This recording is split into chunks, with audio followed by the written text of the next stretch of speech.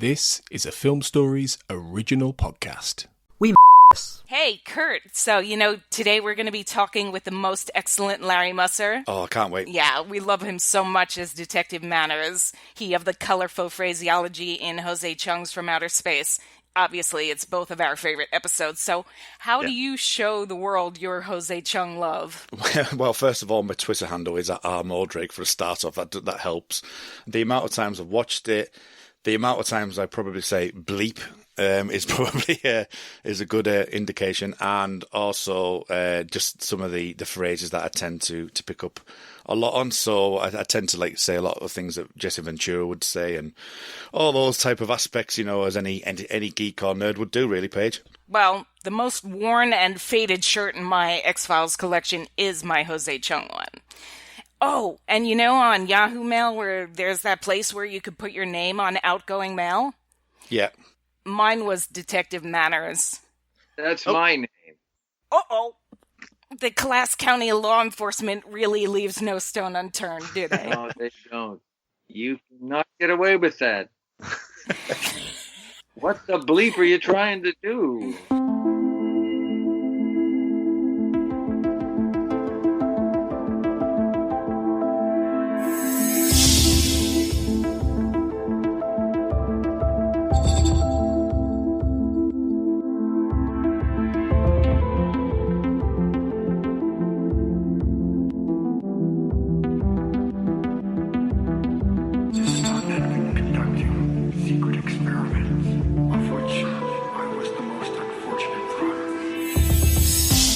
Welcome to the X-Cast, The Truth Is In Here.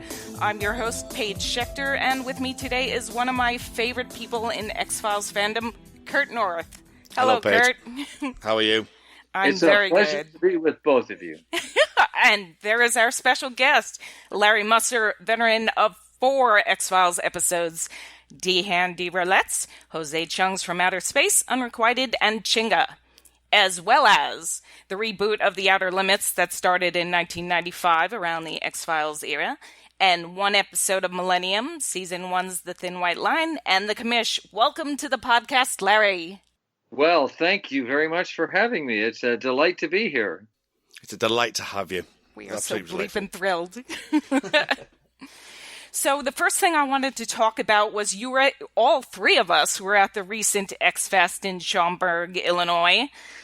Was that your first convention that you've ever done? I did a sort of a convention back in Vancouver. It was an all-around sci-fi thing. It had Outer Limits and it had X-Files. It had...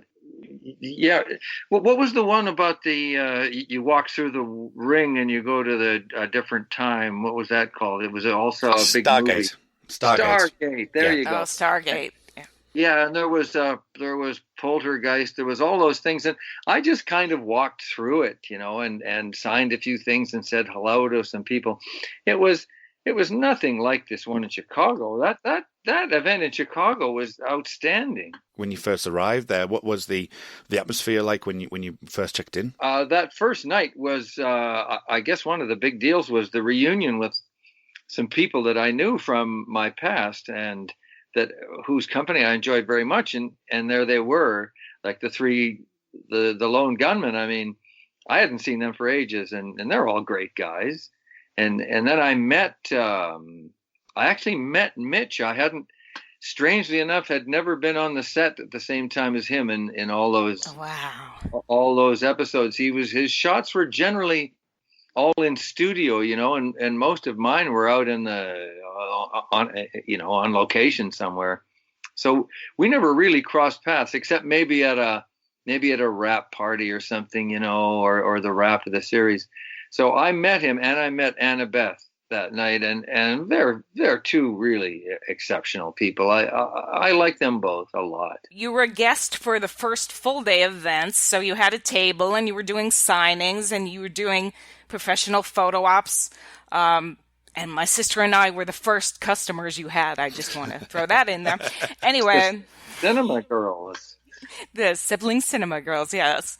So what kind of things were the fans saying to you at the event? Well, most of them were just very friendly and genuine and wanted to find out what I was all about and could I think of something to sign on their picture or whatever they had. And generally it came around to saying bleep something, you know.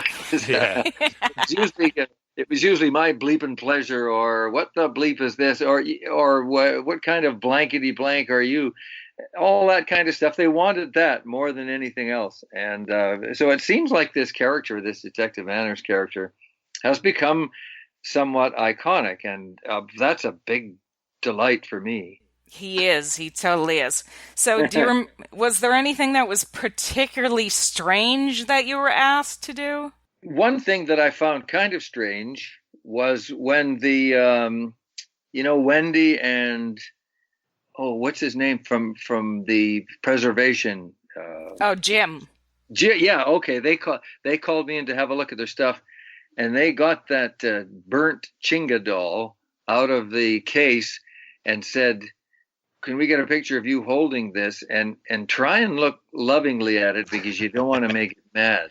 So, Jim and Kelly. Okay, so it was Jim and Kelly.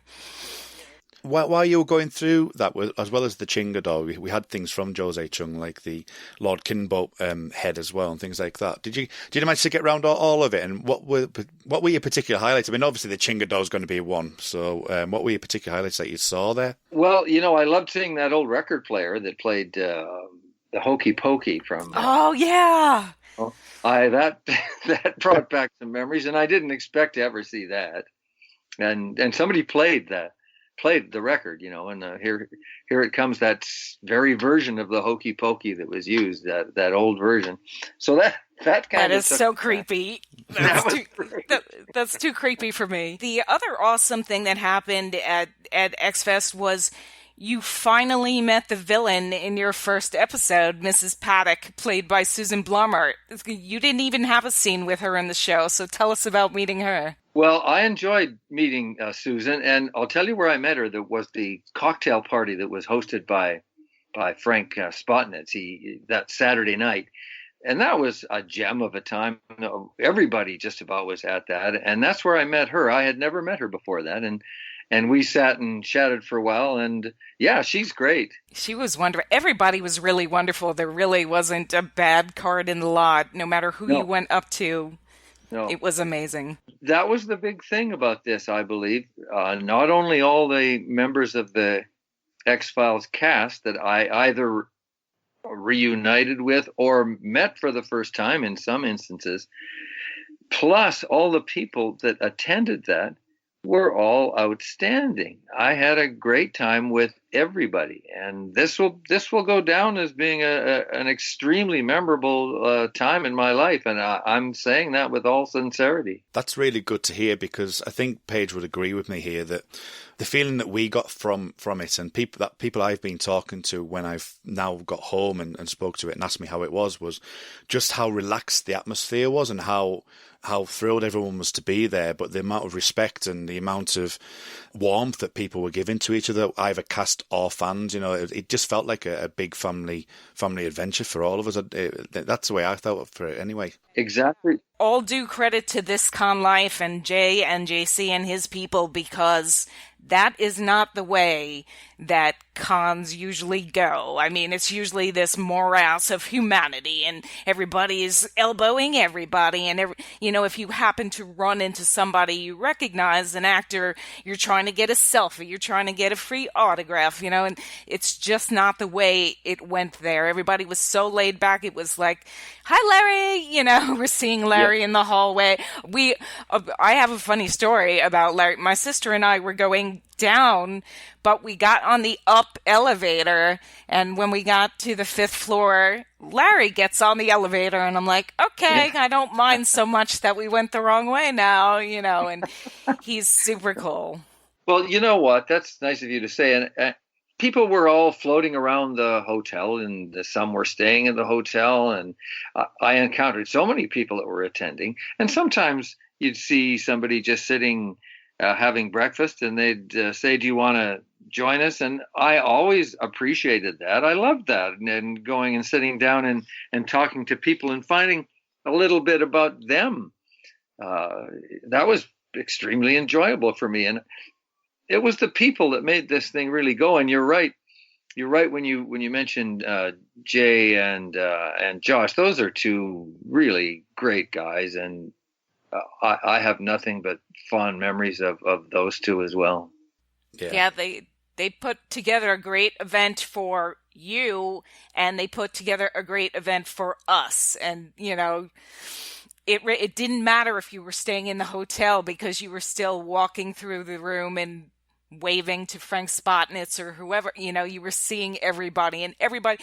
It sort of, Kurt, didn't take a while for us to kind of relax about it. Like at first we're like, oh, there's Karen Connell, and then by day 2 you're like, hey, Karen, everybody was chilled out by day 2. But day 1, all our eyes were kind of bugged out, like we were aliens. Like, yeah, there was a few moments of just shrinking down into the couch and looking, going, oh, look, there's Walter Skinner, there's Mitch Pileggi, so things like that were Mitch Pileggi really... with Snickers bars and the Snicker bars thing, yeah. He's a really great guy, isn't he? Mitch. Is, yeah. They all really are. So I hope if there's an X-Fest 3, we hope you come back, because, well, first of all, my sister and I want to take you to the Cubs game, because we both we went separately. We went first, and then you went later. So next time you're invited to come with us. I would be happy to. And those two people that came forward, they just, I had met that weekend, and they heard that I was going to the ball game, and they said that this is Martina Rybecki and Sergio Salazar, who were both attending the fest. They came up and said, so who are you going to the game with? And I said, oh, I've just got one ticket. And they said, oh, well, you can't go to the Cubs game alone. Come with us.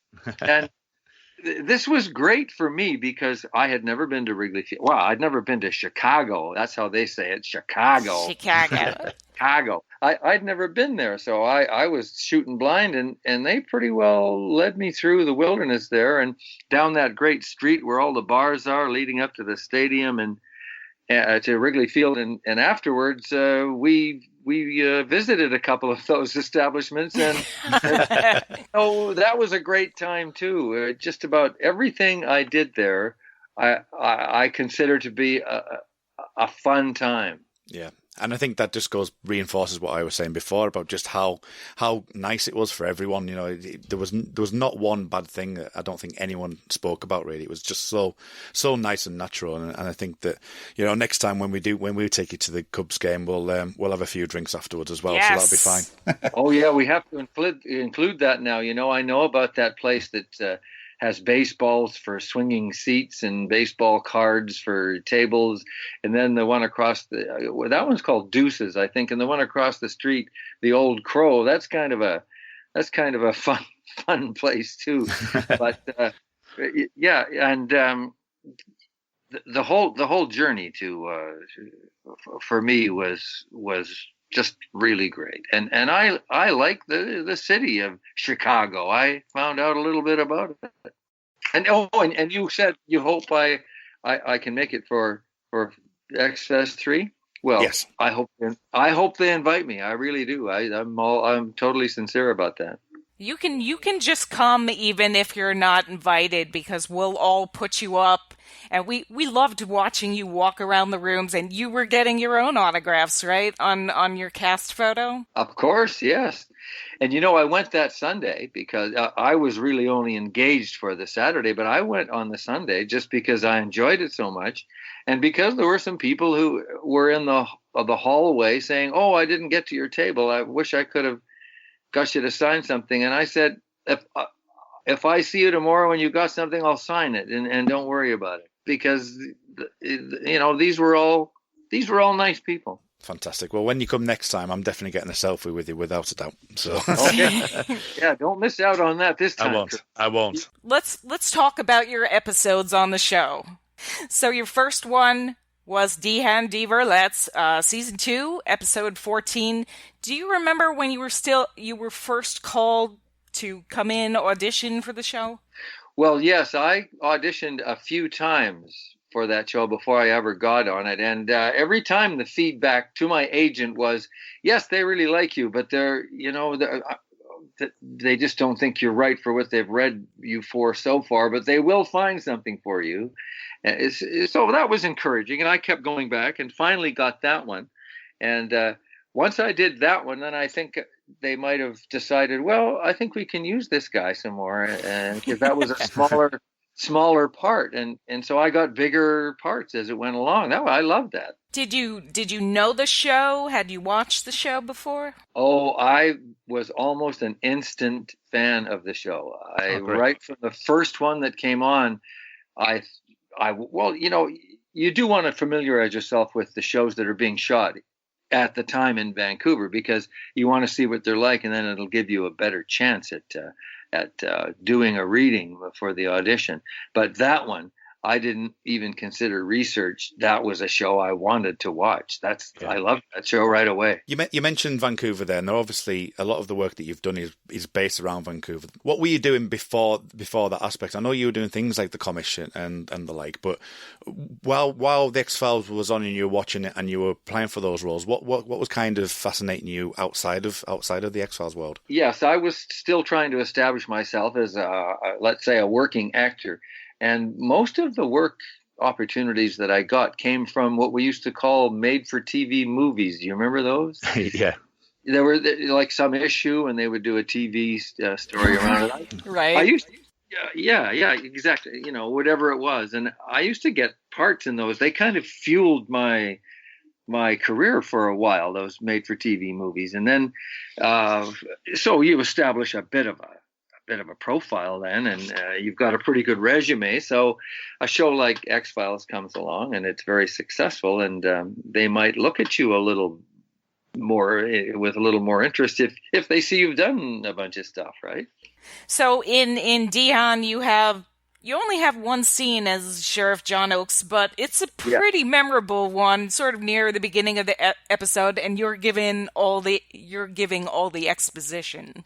Yes, that's true. And showing that I'm just a little bit of a redneck with that comment about devil music or whatever it was, that listening to.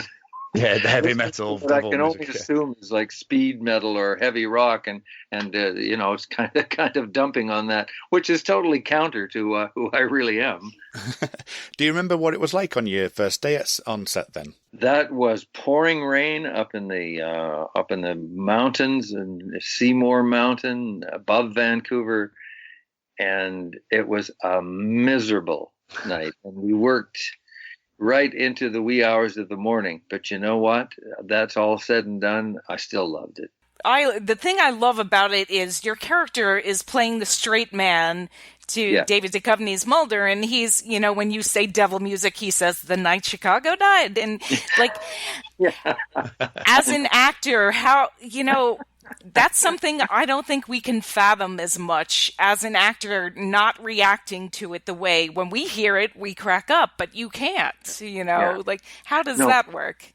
I have to keep a pretty straight face, and David Duchovny and I, during all those takes that we did in that miserable weather, had to kind of stay loose, stay calm, stay ready to go. So he was saying a lot of stuff that cracked me up, and I would just get to the point where I decided, well, I'm not going to even react and see if I can do that, because I got to do that for the scene, right? Right. So that's a tough job. That's a tough job, but it's a job you love, I'm sure. But yeah, he was pretty good at trying to get you to crack up and stuff. I thought I got along well with him. We were batting rocks together, during long waiting periods when we were doing Jose Chung. Again, up in those hills, you got to have something to do. So for long lighting periods between takes, and I found a really good bat, actually almost like regulation bat, except it was a piece of wood I found in the forest, and we were batting rocks, seeing who could get the most hits. So he's a good guy. He's a good guy. You're probably glad that the toads didn't rain down on you. Well, yes, the toads. That was kind of amusing. Do you recall? Were you there on set when that happened? When they were filming that? Yes. Yeah, so how did that all come about? Yeah, I had to be there because we still had to do kind of a little wrap up shot of that scene, and that had to happen after the toads came down, and and I think I'm the character departs at that point, right? Yes, Right. that's right. Yeah. Unfortunately.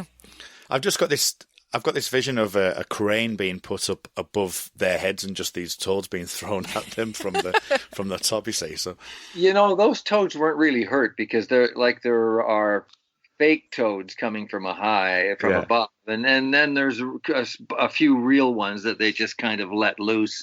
They just kind of toss them into the scene there. So someone's job is toad tosser. Somebody has a job in which they toss toads. That's correct. That would be that would be their description for that scene. Yeah, you're going to be the one that tosses the toads in there. But those people are very talented in terms of how they lit and added special effects to that show. That was pretty amazing work they did. My hat's off to them. Well, that was something that I was at Xfest. I'd spoken to Chris Owens about. One of the things that I talked to him about was the people behind the scene and how good the art department are and things like that. And everyone I spoke to regarding the behind the scenes, because I like behind the scenes stuff, they were all saying just how talented they were. So obviously you've had the same experience as well. Oh, completely. The crew on the X-Files was amazing. I mean, it seemed like everybody was really wanted to be on the team and contributing to what was a good show, if you know what I mean. It was nobody was complaining about the long hours or the rain or anything like that. They just, okay, let's get her done, and with a positive spirit about it. I've got great admiration for all those people, art department, lighting department, the grips, hauling that stuff through the mud when the rain's pounding on you. Everybody all down the line really did a great job on that show, I think. Yeah. Definitely. That's why it was such a quality show and why we're still talking about it, decades later. I know.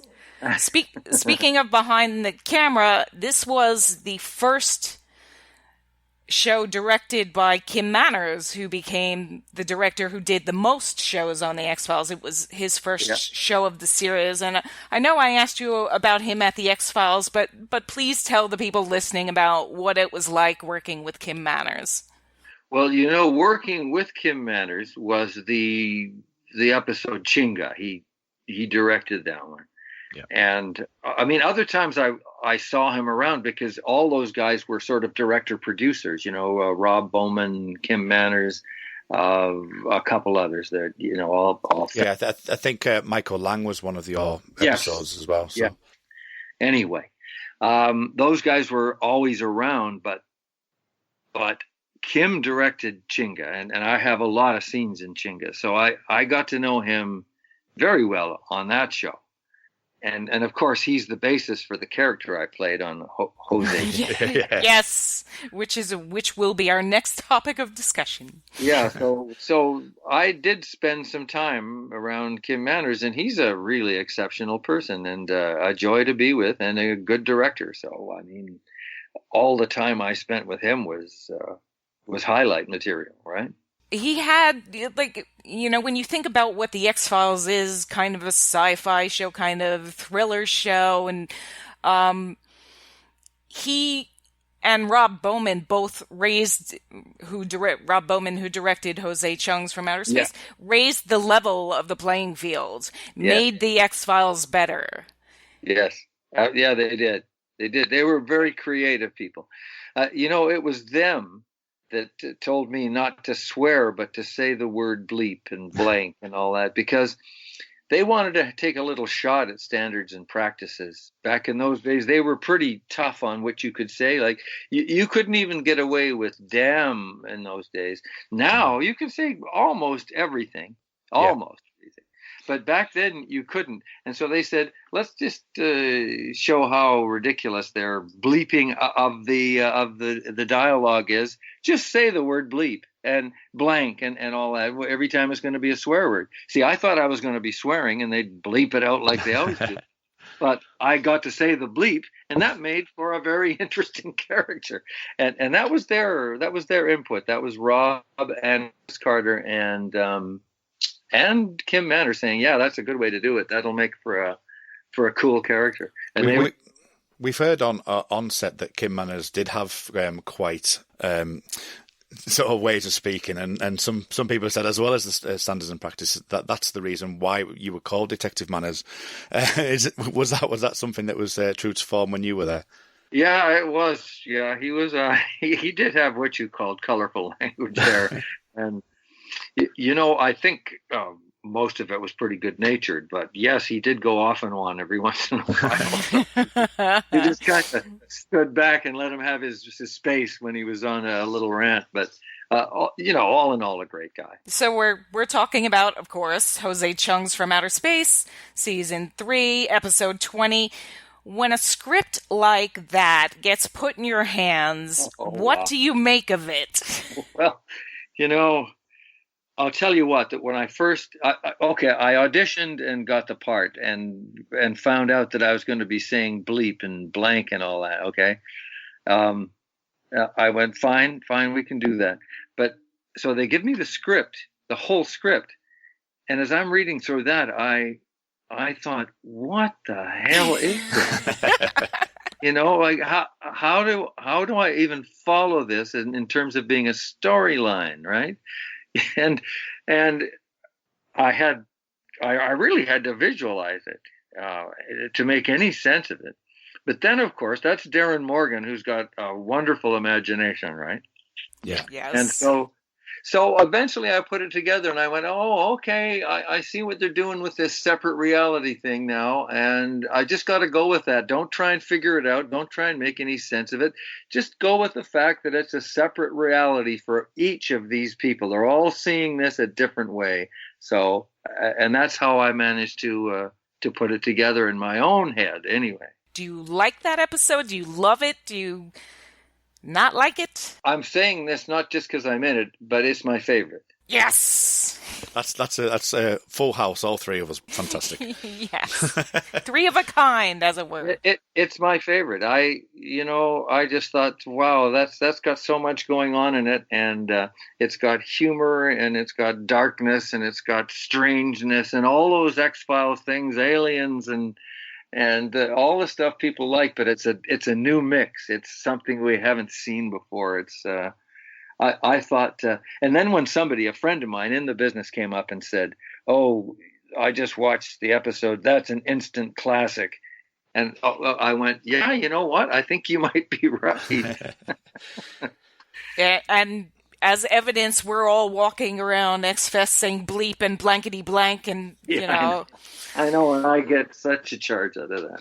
That's fantastic. It's good that you get that as well, because I know that that will be one of the things that you would get constantly, and the fact that you take it so well is a fantastic to yourself, really. In fact, because I can imagine you getting asked that all the time. So well, yeah, but yes, there was a stretch of time here where I was away from all this. I had health problems. I got out of the business, and then I kind of got back in doing a play a while back, and now I feel I'm back in it, and so it's kind of renewed for me. So maybe if I'd have been saying that for all these years, yeah, I might have been getting a little bit tired of it. But I don't think so. I don't think so. That's just such a unique character. I think I'll always feel attached to it. Well, we're certainly glad you're doing well and that you joined us on the podcast, and I hope your health is much, much better. And we wish all the best for you always. Well, I appreciate that, and it is better. It's, I was way more unhealthy back about 15 years ago than I am now because I had all these problems, a heart attack, a DVT, that's a deep vein thrombosis, and then a second one of those. And all of those came within I'd say 5 to 7 year period. And I thought, oh, wow, this is really looking bad for me. I've got to get out of the business. And maybe that's true. Maybe that's true that it was wise to get out of the business. Yeah. so I could fully recover, because that's it can take its toll on you, just pumping yourself up for auditions and then letting it all go and then zipping off to another one. Maybe you don't realize all the stress that puts on you. I don't know, but I feel better now than I did 10 or 15 years ago. I feel healthier now, and that's great. I figure I got some more mileage on me yet, on this old chassis here. Well, it's great. It's great to see you on the other side, put it that way. Yes, you look great and you sound great, and it sounds like, it seems like you're really loving the life, which is what we all have to do. I am, and this event brought me really back into it big time. Like the play got me back acting and getting that bug restarted. But coming back to this event now, that's just launched me. It's relaunched. Let's put it that way. Well, I know that we're obviously an audio podcast, and I think if we get a chance to, we'll put a picture online of your indelible hat that you're wearing at the moment, which is the lovely grey X-Files cap that he's wearing, which was fantastic as well. So it's good to see you there, and it's great to see you X-Fest. Now, one of the questions I had for the episode, going back to the episode, was the episode itself has a lot of blocking of the similar scenes throughout the show, and also the lines that you have to deliver. One, how was that blocking and direction that you were given for that? Because it had to be kind of David had to follow what you did in the first part, and vice versa. But also the lines that you had to be delivered. There was a number of times during the course of the episode where you delivered a line which was a bit chirpier than another one, which was a bit more nonchalant. Did you have to read several lines and several attempts at different versions to see which one came out best? Yes, well, Rob explained that to me, that we're going to follow this same path to make it clear that we're dealing with separate realities here. So there'd be that same setup, the same situation where the characters are in certain places and you walk to a certain point and say the line, but sometimes the line would change. I mean, what Mulder said to the guy who was being painted as a rapist was different than what I said to him, because I said he was hijacked by his own rage and hormones. Whereas Mulder actually tried to be a little bit kinder to that young guy. So yes, that was all part of it. I knew that we'd have to relive those situations and try and make it just enough different so that it was the same deal with a new reality. That's what we had to get across.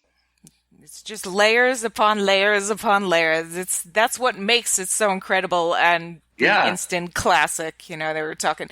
So I was watching the episode again, and I always seem to see something different, even though I've seen it a billion times. And this time it was the autopsy scene.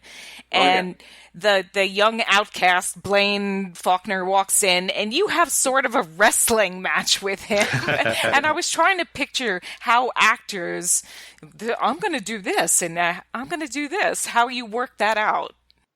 Yeah, that's all quite carefully worked out, because you don't really want anybody to get hurt. There's never a fight or wrestling scene or physical scene where you want somebody to get hurt. So we did work that out along with the director and a stunt guy, and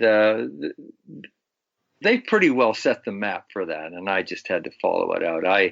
He comes in, I grab his right wrist. He tries to get the camera free. I grab that wrist, and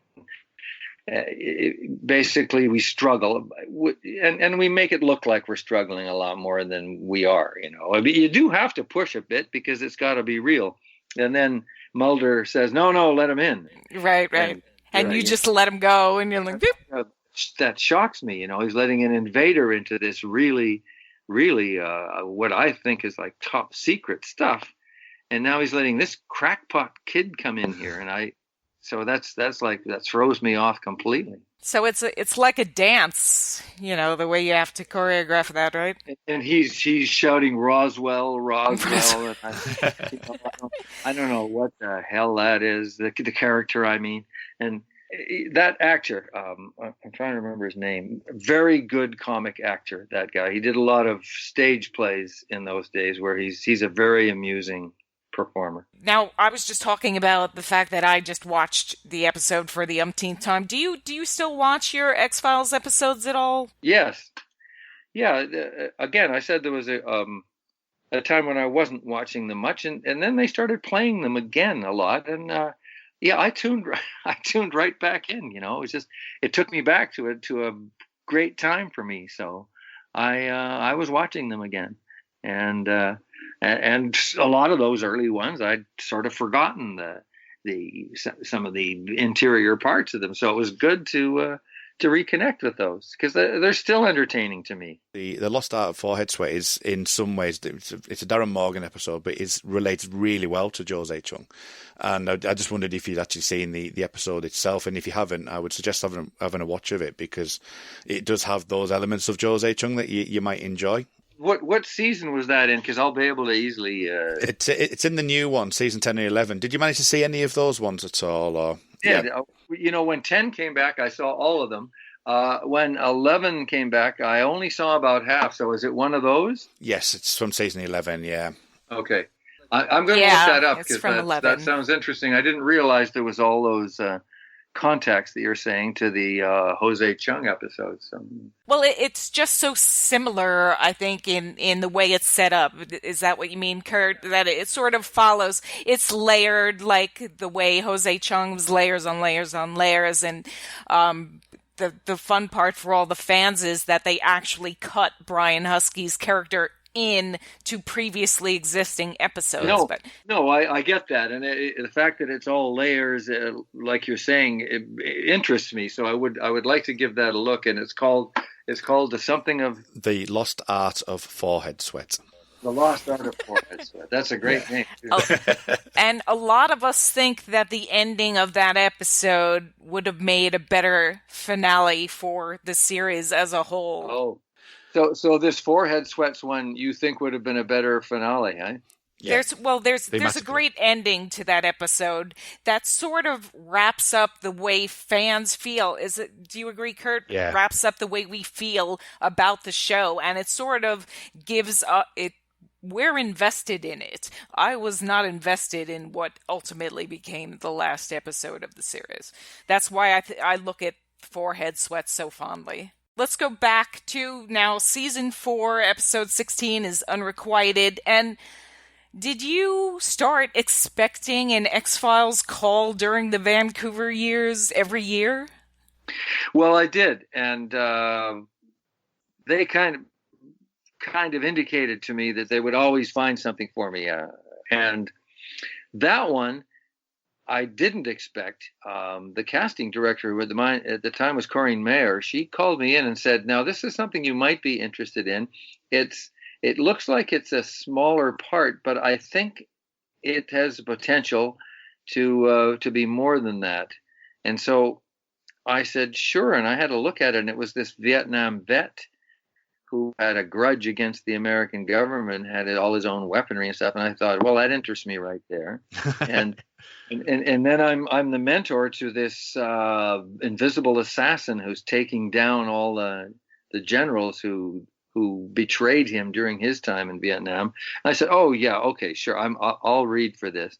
And they not only gave me the role, but they really expanded it. Once we started shooting, they kept saying, well, we're going to do more footage of this character, and we're going to increase the impact of this character. And it ended up being a decent sized part. It was just going to be a small part, like where they come out to his compound there and take him in and then question him later. Well, they added a lot of kind of coverage to that, and then the prison scene with the general threatening me, and that was all done after we started shooting. Right. Yeah, okay. Yeah. They were writing me in more of that scene as we were doing it. So for that reason, that's a memorable character too. Yeah, the character itself is something I wanted to pick up later on, but I might just pick it up now. Is that it's different to the other characters that you generally have played. I mean, you look at Chinga and Deana de Villette, where you're pretty much playing the local beat cop or the local chief or superintendent. That one is a really interesting role from my point of view, that it's played a lot straighter, but you have this darkness, with the your anger against the Vietnam stuff and things.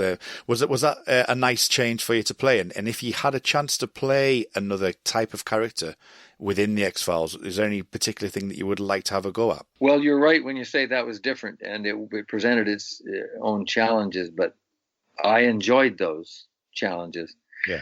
Most actors, you'll find, will really like finding something that's a tougher road to go down character-wise just because of those challenges. So, I'm not anything like that guy, but I could actually sympathize with him.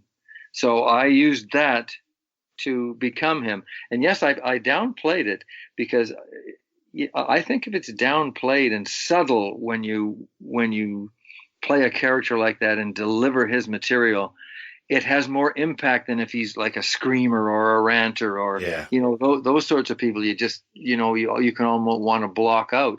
But if it's somebody talking quietly to you and saying disturbing things, you're more likely to take heed of that. And that's why I played him that way. And when they saw that, that's when they started writing more of that character in. What's really interesting is at one point, and it's not a scene you're in, but Mulder says Denny may be the only man telling the truth, and you can see where they've sort of gone, like you said, off the path the other way, and we're supposed to feel for your character, even though you have more weapons than most third world countries or whatever it is, and we can see what the point is. I mean, liberating POWs is a noble endeavor. Rescuing these guys that the country left behind is noble. Yes. What's interesting with that episode as well, which is just slightly off piece, is that they use, when they're talking to Danny Markham's character, that they say, Scully says that they're using anti-terrorism laws, and that's back in 1998. So it would be interesting to, I think that must have been around the World Trade Center bombings rather than obviously 2001. But the use of that anti-terrorism thing, which wasn't really in the mindset of people at that point, but then they're using that against Danny Markham's character, where, as you say, he's trying to get to the truth of these POWs, and that was a really interesting aspect as far as I was concerned. That was interesting, and especially in retrospect, because of what happened 3 years later with 9/11. And the fact that somebody was out there with that kind of cache of weapons would have been most disturbing had it been discussed after 9/11. Back then, it was. I think a very well concealed secret that these type of individuals were out there. But this guy wasn't one of those wackos. No. He was somebody who just felt that after going over there and laying down his life and the life of many men that were under him in Vietnam, and considering it was a totally useless war, and then coming back and having the government kind of turn their back on them, would have made him pissed off enough to say, okay, I've got access to some military contacts. I'm going to start building my own army, right? Yeah. And he called it the right hand. Well, the right hand, that means the hand of right, the way I looked at it. So I'm not saying this guy was right himself, but I'm just saying I sympathize with his cause. And that's what's great about the character, is that he is a three-dimensional character. He's not your evil arch nemesis, which 80s TV tended to do, and why we love the X-Files so much is it is coaxed in grey areas, and I think that's really important, especially with that character. What's a little sad is at the end they sort of downplay it. He basically bargains to get his freedom by saying that this Tiger guy is actually somebody else, and the Tiger is dead, and he's buying the government's line ostensibly so he can be freed, which kind of takes away from the impact of what had gone before. It does, doesn't it? And that's why Mulder at the very end says, let's subpoena Markham and find out the truth. And so that would have been nice to have a follow-up episode where they do that and find out exactly the truth of that situation, because that's an interesting situation that could have wheels to it. It could have legs. It could go on. It really could have, because Skinner is also a veteran, and Yeah. if there's any point that X-Files have against this episode, it's that it doesn't work with the history of Walter Skinner, which is one of everybody's favorite characters. And it could have had even more impact. And if there was another episode on this subject with you in it, with Markham in it, then maybe it could have addressed that more cleanly, I think.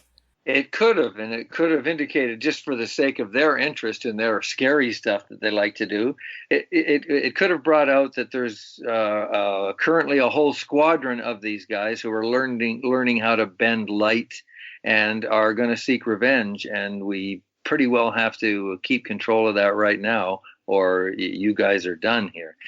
Some kind of thing like that. And I thought that had potential, but they never. Well, they had other shows to do. Yeah, they kind of have to. They have to move on to the next scary images and whatnot. Exactly.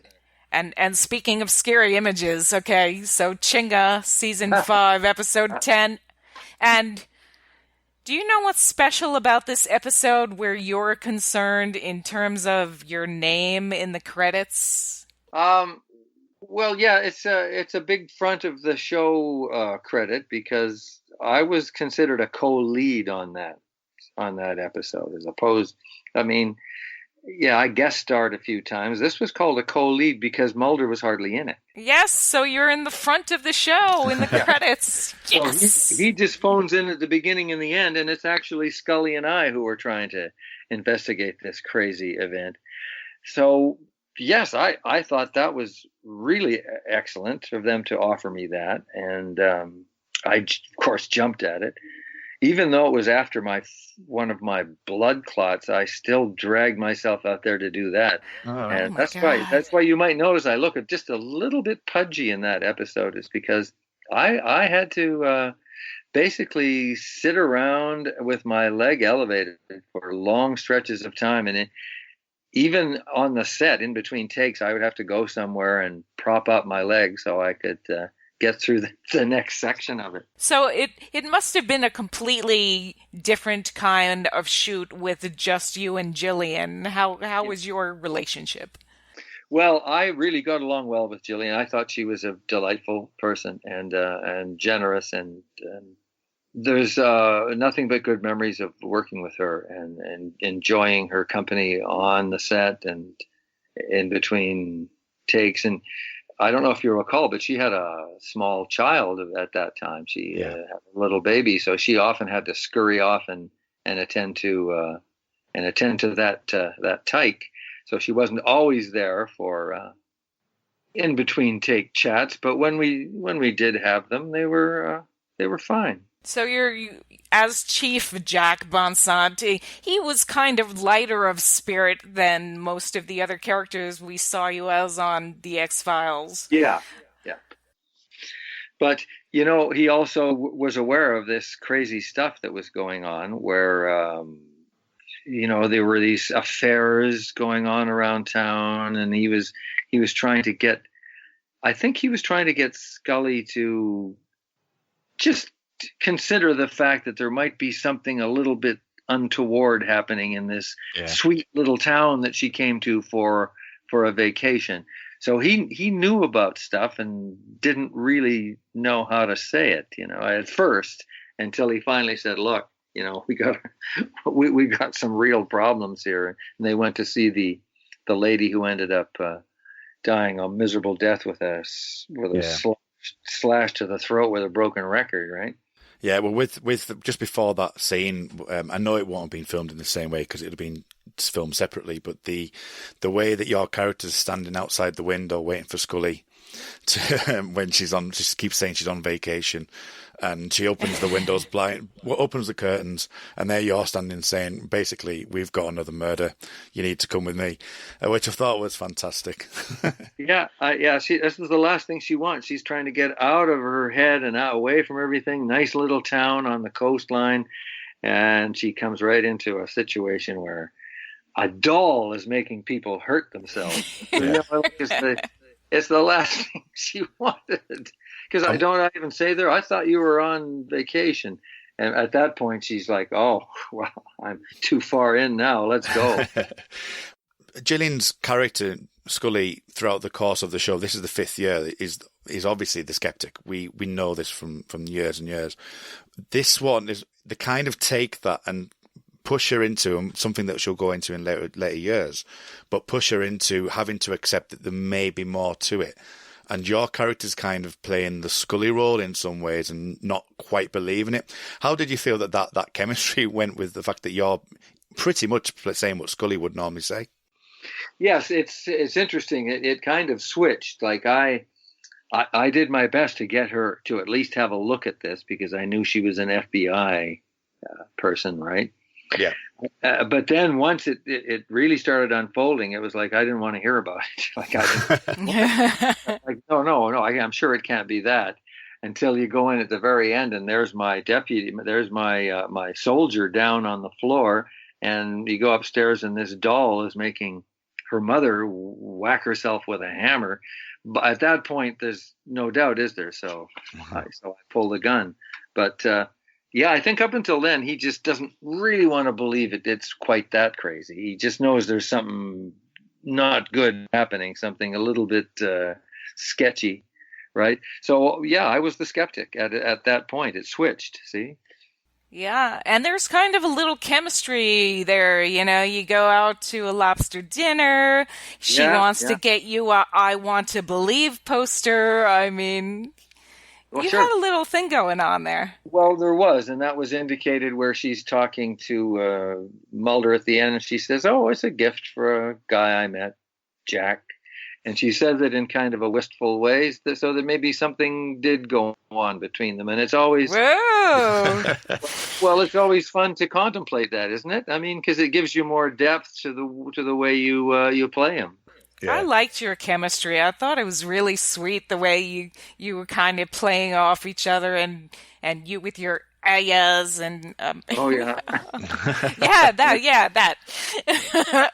And I'm the one who ripped the lobster apart there, and yes, lobster. And we do have a listener question about that lobster. But first, I wanted to say, what was it like to be in a Stephen King story? That must have been, as an actor, like a dream to be in a Stephen King story. Well, it was. When I first heard that Stephen King had written an episode for the X-Files, I thought, wow, that's great. And then I walk in and this is the one. This is the one he wrote. So I thought, geez, I wonder if I should just really read this like a quirky character, a Stephen King character. And they said, no, don't, because Chris Carter's going to have his input into this too. So still just kind of play this guy straight, right? Okay. Yeah. But how do you play him straight when he's kind of a quirky East Coast police chief, and he talks like that. So I guess that's a fine line, right? I didn't want to make him too quirky, but just quirky enough so that so that he would be that character in that town, right? Right. Okay, so here's some lobster questions for you. Dax Golding wanted to ask about the lobster, and then Kimon Karamidas, I hope I pronounced that right, was the lobster real British Columbia lobster or plastic props? And how much budget was burned on that scene? And did you intentionally botch takes in order to take another bite? That's a good question. Those lobsters were there was more than one, just in case we messed up too bad. Were flown in from the East Coast to the West Coast because the Atlantic lobsters are the big suckers, like that thing was. They're giant. They got huge pinchers, and I think even one of the lines is this looks like something from Jules Verne, isn't it? Because sea creatures were in that. That was a big lobster, and it was a real lobster, but there were no plastic props. However, there was a substitute lobster after the shot of the big one they brought in the little one that was a lot easier for me to handle. That big thing was a monstrosity. Did you actually eat it? Because I was watching the scene and I didn't actually see you eating the lobster. No, we were told to try not to eat too much of it because it had been cooked some time ago and had been sitting around. So, it's been sitting around. It could be a little dicey to take too much of that in. So I did the odd bite, though. There was a couple bites I did with a piece of bread, and I don't think those got in the shot or got in the final cut. Oh, well, I think that's very brave to eat lobster that's been sitting around for a long time. Well, yeah, I know. I tried not to, like I said, just a little bit, and then the bread kind of soaked it up, right? A nice big chunk of bread there. Okay, let's see what else we have. This is from members of our Facebook podcast group, and Andrew Levitt asked, which of your 4 roles on the show did you enjoy playing the most? I enjoyed them all.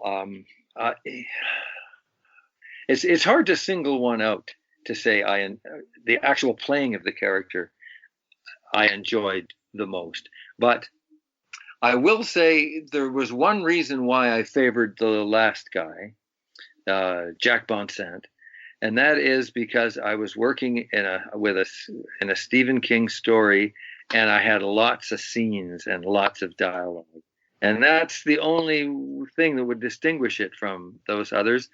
I liked them all for their own reasons, Can I just touch on what you've just said there?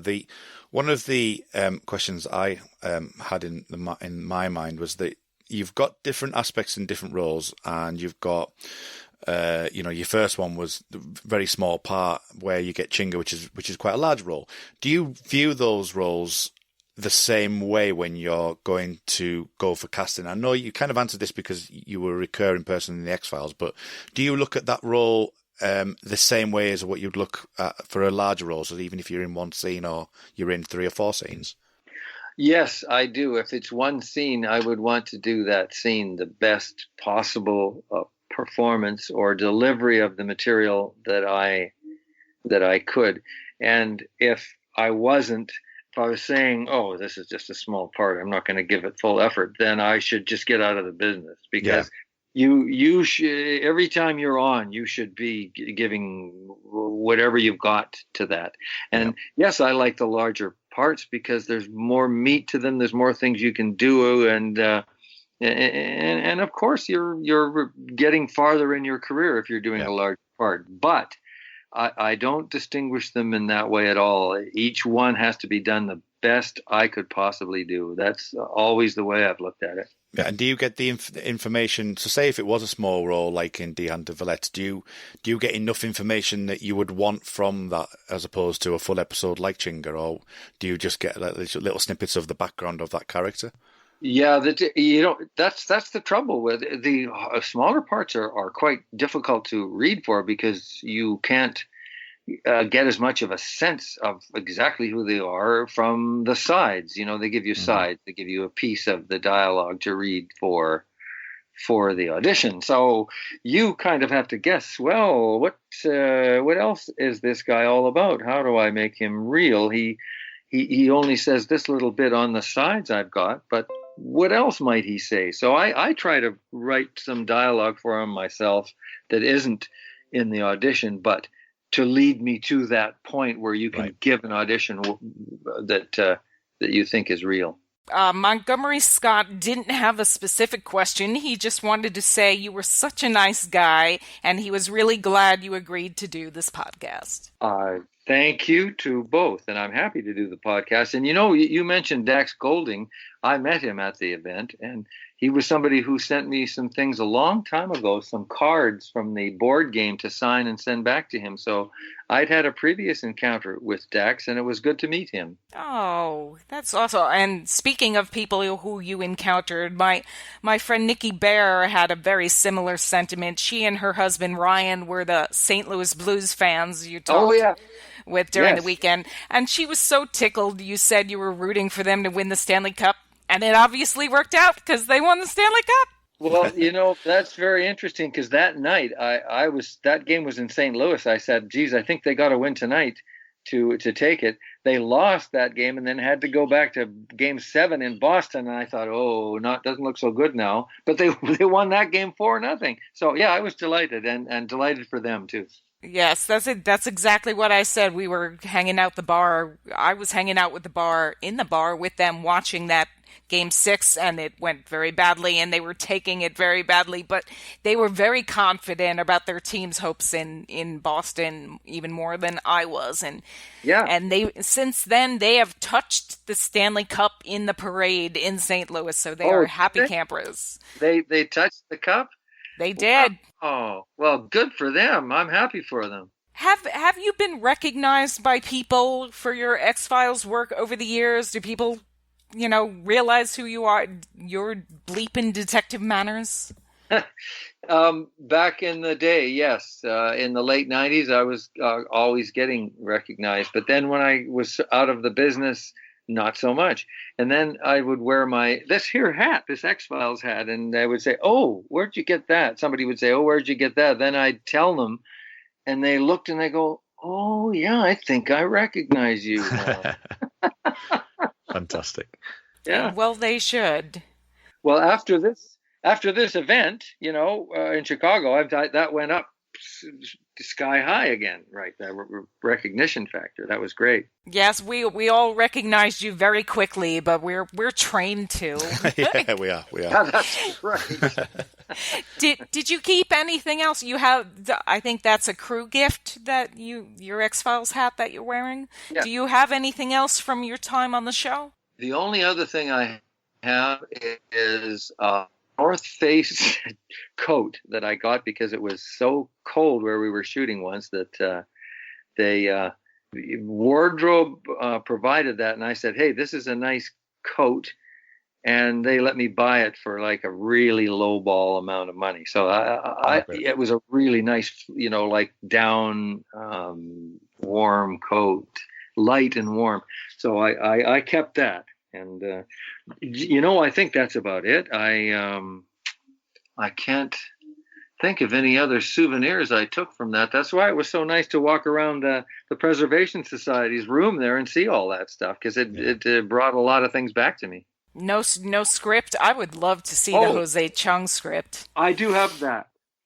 Yes, I have the Jose Chung script. I think I have the Chinga script too. I kept them. Okay. I kept my copies of those. Oh, we want to see them next time we see you. Well, how about the next X Fest? Then I bring those then, and Absolutely. They've got all my stupid scribbly notes on them and stuff. I don't know. Paige is punching the air right now, so we're definitely up for that. Okay, yeah. I'll if there's an X-Files 3, I will write down to bring those scripts. Absolutely. Awesome. Okay, well, tell us what you've been doing more recently. I know you do podcast, right? No, I don't actually. Okay. I have that wrong. Sorry. No, I did go on another one. Actually, a couple. One was a guy in Denmark who got me on his podcast, and the other one I think the other one was Canadian, but don't quote me on that. What I've been doing mostly lately is working on this play. It's a three-hander, 3 actors. It's a very interesting play written in the 90s, actually written around the time X-Files started in like 93, 94. And we did it last year to pretty good reviews and pretty good attendance. And the club that was behind us and financing the play has asked us to do it some more. So we're working on that now, and to maybe take it to some different cities. What's the name of it? Art. A-R-T, Art. And it's written by a writer whose name is Arabic sounding, but she's French. Her name is Yasmina Reza, R-E-Z-A. And it's a Tony Award-winning play when it went on Broadway in the late 90s. And it went first played in West End London in the mid 90s, and some colossal actors have done it, like Albert Finney and Tom Courtney and Alfred Molina, Alan Alda. It's just such a good play that it's attracted those kinds of level of actor. And I was really interested in doing it myself when I read it, and did do it, and hopefully we can keep that going. Can you give us a little synopsis of what it's about? Sure. 3 longtime friends, 3 male friends, and it opens with one of them having just bought this painting that one of the characters, mine, hates. He loathes the painting. He thinks it's a piece of shizit. Okay, and tells him that. And of course, it upsets him. So the third friend gets involved as a peacemaker. He tells me, yeah, he shouldn't have bought that. And then he tells him, oh, I like it. So you know what this does? This causes this conflict between these 3 friends that starts digging up more and more dirt on one another, and pretty well at one point spins into almost a fist fight. And an apparent destruction of this long-term friendship. It just all comes unraveled. And you talk about layers. There are so many layers in this play, in this dialogue, that it's truly a wonderful piece of writing. And it's very demanding as an actor to do it. You have to really go through some emotional hoops to get to the end, which I won't tell you in case you want to see it. I won't tell you. Oh, I do. Absolutely, that sounds amazing. Yeah. That sounds great. I want to see it, and I want to see you in it. Kurt, do you have any final questions before we wrap up? I think, I just wanted to just touch on, we also have a sister show called The Time Is Now, which is the Millennium podcast, and you appeared on that just for one brief scene with Lance Henriksen in The Thin White Line. Do you have any recollections of being on that show and what Lance was like? Well, I liked Lance Henriksen, yes, but I only did that one show and the one scene. So the recollection of that one is kind of sparse. I don't even recall what I said there or what the character was, but I just know I was on the show and he was a nice guy to work with. Yeah, fantastic. And one final thing, which is something that's of a personal nature, was on your Twitter feed, I noticed that you've done a bit of drumming in your time. Can you give me a bit of information on what you've done and how you've and what your aspects of drumming is? Being a bass player myself, it was quite something that. Are you okay? Yeah. Well, back in when I was a young guy, I did play drums in a rock and roll band in my hometown. That's in the East Kootenays of Canada, so you never would have heard of us, and we didn't have any original materials. We covered the Animals and the Stones and the Beatles and all that kind of stuff, and played dance halls and we traveled around a bit with the band in those days, and I had a full kit of drums in those days. I got away from all that because I got into science and then radio and then acting, and I'd really kind of let all that go. But just recently, up here in Sechelt, just north of Vancouver, I had an opportunity to play with a kind of a one-man band. He samples a lot of things and plays guitar, and he sings, and he heard me beating on these drums with just in a fun thing, and he said, "You do percussion?" I said, "Well, I used to." And what it ended up being is I got a djembe and a hi-hat and a couple other various little percussion instruments, jinglers and shakers, and played with him for a while. And that was quite recently. And I just stopped doing that now because I got busy with that. Yeah. Did you find yourself just going back into the mindset of drumming that it was nice to go back to it after so many years then? Oh, I really did. And, what we did in the band, in this 2-man group that we had recently was pretty much all old rock and roll, old country. And I'd say the most complex thing we would have played would have been The Boys of Summer by Don Henley, and that's got some nice intricate drumming in it, but not much else was that challenging that we did. Even though I enjoyed getting back into it, it kind of wore off quickly. I mean, if we would have been playing some Santana music or something, well, I would have hung right in there because I love that kind of percussion, Right. But, okay. Fantastic. Yeah, but just doing straight 1, 2, 3, 4, or 3, 4. You know, I just, after a while, I thought, okay, that's enough of this again. Yeah, fantastic. Well, it's good to see you. As I say, you know, the acting's coming back, your play's coming back, and X Fest 3 is the next big thing for us to all to get back together again. So I think I'll leave it with Paige to wrap up now, I think. Oh, yeah. Well, we're so happy that you're happy and healthy and thrilled that you're with us. You know, we would have been clawing over people who tried to get this podcast from us because we wanted to talk to you so badly. Oh, really? Well, I'm very honored that you say that. Thank you. Oh, it was an absolute pleasure. I mean, as I say, me and Paige are the ones that are known for being the Jose Chung's champions, so we weren't letting this one drop. Hey, that's pretty good.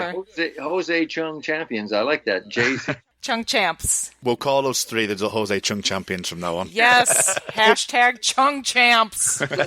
Listen, Kurt, why don't we get a band together called the Chung Champs? And I'm sure, Paige, you could learn something, couldn't you? Or you could be yeah, absolutely. I have no musical talent whatsoever. Oh, no. Zero. I could be but I am awesome at fangirling. Oh, okay. All right. So we'd have you at the gig stirring up the crowd then. And my fiance is awesome at guitar, so there you go. Oh, well, you got your band. Yeah, we've got a guitar, bass, and drums. Then we're fine. We've got guitar, bass, and drums. If any of us can sing, we're cooking. Sarah Blair might jump in for that. She's a contributor to the podcast, so we've got it sorted. Yeah. Before we take off, let's all tell where we can be found on social media. So, okay. Larry? Yes? How can people find you on Twitter and wherever else you are? Oh, on Twitter, I am at Larruper52, LARRUPER 52. You're on Instagram. Instagram, and I think that's Larmundo, LARRMUNDO. And on Facebook, it's 2 separate words of Larmundo. It's LARR and then separate MUNDO for Facebook. Is that should cover it, hey? I mean, absolutely. Yeah, and he's fabulous. I mean, he has friended all of us, and we all freak out when we see he's following us. Well, that's how you stay in touch. I mean, how else am I going to stay in touch with all these great people I met? Okay, my favorite blankety blank Kurt. Yep, you can find me at R. Moldrake. That's Reynard Moldrake from Jose Chung's from Outer Space, strangely enough. At RMULDRAKE on the Twitter. You can also find mine and Tony's podcast, The Time Is Now, at The Time Is Now Pod. That's the Millennium podcast. So that's the best 2 places to find me currently at the moment. I also do a Pick Up a podcast as well, where I talk about other people's podcasts, but that's on hiatus at the moment while we cover Millennium. But that's where you can find me. Okay, excellent. And I write a bleepin X-Files rewatch blog with my sister called Sibling Cinema on Blogger. And we post on Facebook, Twitter, Instagram, Tumblr, and Pinterest. If you just search for sibling_cinema or sibling-cinema, you're bound to find us. And what's the other sibling's first name? Sorry, your sister's first name again? Lori. Lori, yes, okay. All right. Thank you. You're welcome. Thank you for being with us, Larry. And thanks, Kurt, for co-piloting. And thanks, everyone, for tuning in. And remember, as always, trust no one. That's bleepin' right.